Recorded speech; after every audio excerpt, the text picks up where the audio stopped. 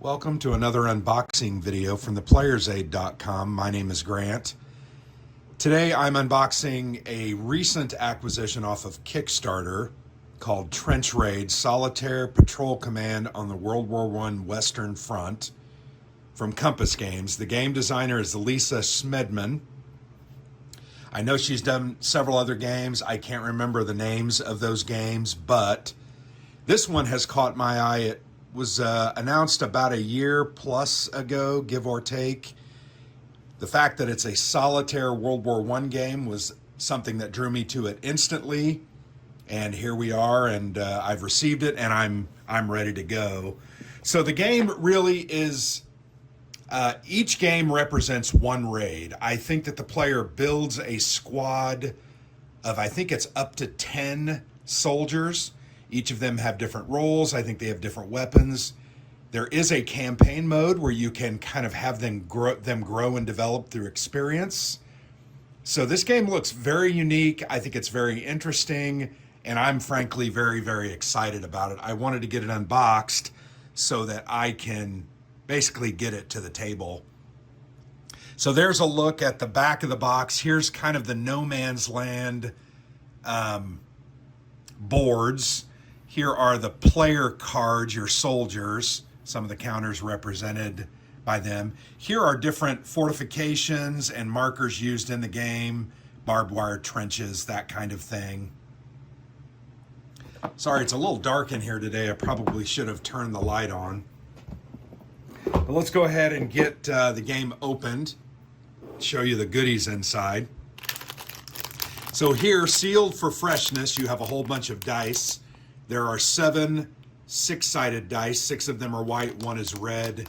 You have a 10-sider and a 20-sider. Pretty standard dice, but you're going to use those baggies. And then an interesting element of this game is this is a dry erase marker. And you're actually going to write on, I think it's your character sheets and maybe even the board itself. And then you're going to wipe that off either with this or with a napkin or a paper towel. Let's go ahead and look at the rules. Full color, very thick quality. 31 pages in all, with the last page being a look at kind of a facsimile of the No Man's Land boards. Here are looks at your different types of soldiers. I'm not sure if they did that because if they get destroyed over time. Here's the different markers and counters. So really the rules are only about 25 pages. Well illustrated, full color, lots of great examples. I also think there's some cool little elements within the rules like historical facts and that kind of thing. I'm very much excited about that. Here's things about wounds severity, the actions that you can take, objectives that you might have. And then there are scenarios. I think there are, if I'm not mistaken, 10 different scenarios. But then within each of those scenarios, there's a total of, I think it's 20 or 25 events that can happen. So the game's going to be different quite often. But there's the rules. There is an errata sheet, I think. Not bad. About 8 or so, something with the counters or the map and the charts. The dice 6 and 9 are noted by the dot in the bottom right corner. So not an errata, just a reminder. Players have permission to photocopy any of the charts in the game. If they prefer to write in pen or pencil instead of dry erase, I'll probably do that.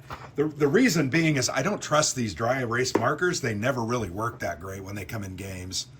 Something about the map and then some of the rules. So some minor errata. I don't think anything major. Here are a couple of play aids. These are the events that I mentioned. These are called Events in No Man's Land, and then there is the other one is Events in Trenches. And you can see they're numbered. This one goes up to, I think this one goes up to, no, they're not numbered. Those are just parts in the rules that reference where you can maybe read more. There is a table on the back here where you're going to roll. So these are the charts that you're going to use, I think, to play the game. And these two are the events that you're going to refer to. There's also a couple of other play aids, whether events happen and what type of event or which of the events. These are single-sided, and these are the wounds that I just mentioned in the rule book. Wound location, severity, incapacitation, wounds, and actions. So it's interesting, the wounds are going to affect your different actions based on where it's located. You're going to get less dice. If it's a light wound, 1 less die. If it's a serious wound, 2 less die. So that's something you're going to have to deal with. Here we have more charts. These are carrying the wounded back, man left behind, medical aid, blinded man. And then here are your different soldier types. You have Bomber 1, Carrier 1. These are single-sided. And you can see these are kind of glossy. And that's what the marker can be used to light wound, that kind of thing, and write over here on the stats. I'll probably try to photocopy these and do them in pencil. That's just my preference. Bomber 2, Carrier 2, you have an officer, you have an NCO, you have a rifleman, 1 and 2, and then 3 and 4. So obviously your squads are made up of mostly riflemen. But you can see, you can actually role play with this. You can insert their name, whether they were mentioned in dispatches. So that's obviously after action. The wounds here are listed in the location. Luck points, so that's a currency in the game, which is cool. Your different equipment that you have, your stats, serious and light wounds. So yeah, kind of cool. And then we come to the boards, and the counters are at the bottom. I'm going to go ahead and open the board. And you play on the same board. It's not like you have different boards. There you go. This is a map or a board of no man's land. You can see it's brown there. It's pockmarked by shell holes, large explosions, grouping of explosions, then single explosions. The hexes are really small, but that's okay.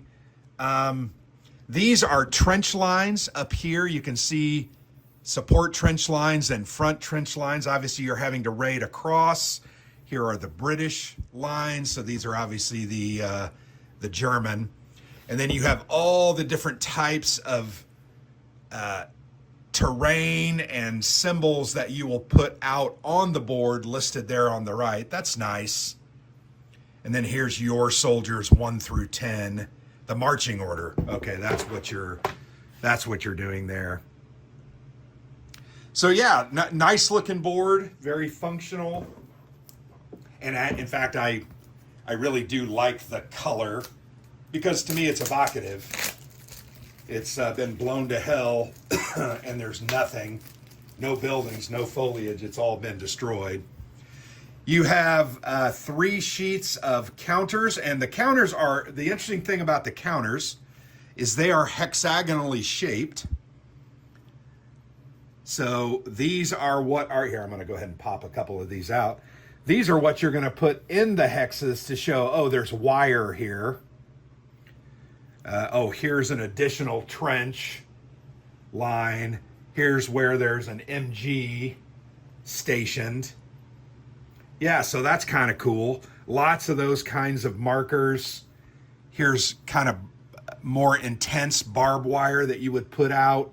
Obviously, you're going to have to either cut those or get through them. Here, I think, are your soldier markers. More of the wire. There's some buildings, a few buildings, kind of a little hut or a defensive structure with some walls. It looks like you've got artillery, more machine guns. Boy, these pop out really easy too. That's why they wrapped them. And then these say open on them. Not sure if that's a reference to individual hexes or to objectives possibly. but that's a look at the counters. Yeah, this is a really cool looking game. I think the concepts here are very unique, very, very interesting. Something that I'm very much excited about. I just can't wait to play it because I just want to experience it. When I backed it on Kickstarter, it was something that I thought, oh, that's going to be fun, and I hope that holds true. And I think it will. So there you have it, a look at Trench Raid from Compass Games. Very much looking forward to this one. So thank you so much for watching. I've been Grant for the Player's Aid.